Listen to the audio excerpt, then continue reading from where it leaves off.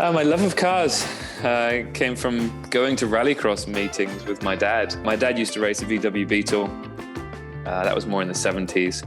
And then in the 80s, he was in a VW Golf. So he went from rear-wheel drive, which he loved, to the front-wheel drive Golf, which he didn't love so much, but that's what VW. Basically, they said he had to use that. So, I used to go there and watch him. All in the UK.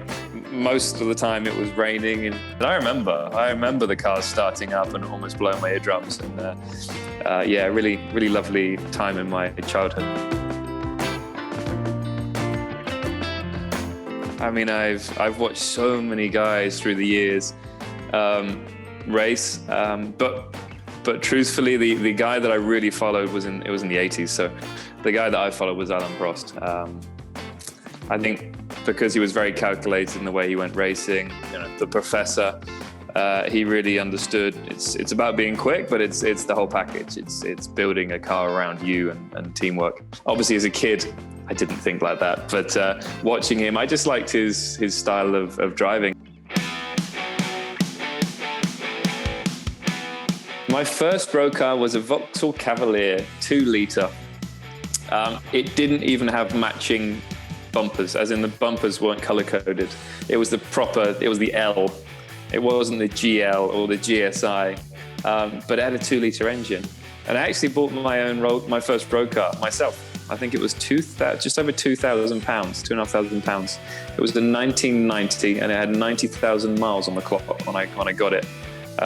This was 1997. It was 8 years old. But I loved it. I put SPAC suspension on it. I won a kart race in France in the European Champs, and basically my dad said, if you win this race, I will buy you a set of 17-inch alloys. And back then, 17-inch alloys were like humongous. So I won, and he bought me them, and this car just looked terrific. And it handled like a go-kart, because with the suspension, it was lowered, these big wheels, great tires on it. It was really good fun. I don't know where it is now. My dad said this is about 10 years ago that it was up on block somewhere, and someone had stolen the wheels, and it was burnt out. So yeah, hooligans. Well, if you have Google, you would know that I didn't. So this is a trick question. No, I didn't. I passed it the second time. I failed because I went for a gap that wasn't there. There were parked cars on my side of the road, and you're supposed to give way to oncoming traffic, which I did initially, and I got bored of waiting. And also there was enough room, so I went for it, and there was like an inch on either side of the wing mirrors. Trouble is, the lady coming the other way put it up on the curb, on the side, I was going to say sidewalk because I live in America now, on the pavement, and I failed because of that. So anyway, I passed second time, and then I had to do my driving test again here in the States, which was hilarious. That was last year, and it was just funny to go through the process again. It's amazing how much you forget, and also how different the regulations are in different countries. But I passed. Hi, I'm Ken Block. I am a rally driver that also does rallycross and this thing called Gymkhana. I've been a fan of motorsports and car design since I was a young kid, from the youngest I can remember. And on top of that, I raced motocross as a kid, like young teenager. But in the worlds of motorsport, the thing I related to the most was rally. So I paid attention to rally through the 80s and 90s and early 2000s. And, guys like Colin McRae and Ari Vatten and even Michel Mouton, those were people that I looked up to and wished I could do what they did. And even as I, got the keys to my own car, like I wanted to mimic the way that rally drivers drove down the road, and ignoring the dotted line that goes to the middle of the corners and using the road how I wanted to use it, And I dreamt of being a rally driver, but I never got a chance to do it till I was actually in my late 30s. Just that feeling of flat out. I grew up riding dirt bikes, and it's the same thing. You go around a corner and you open up the throttle and go as fast as you can until you have to slow down again for a turn or a jump or whatever the obstacle is.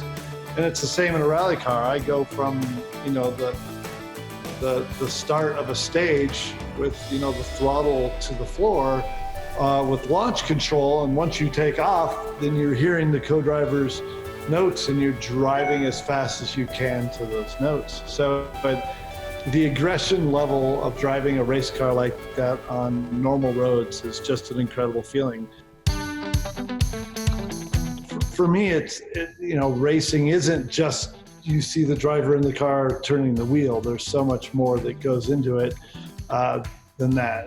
And with that, you try and have the best team around you. I have an incredible crew around me that helps me go out and race around the world.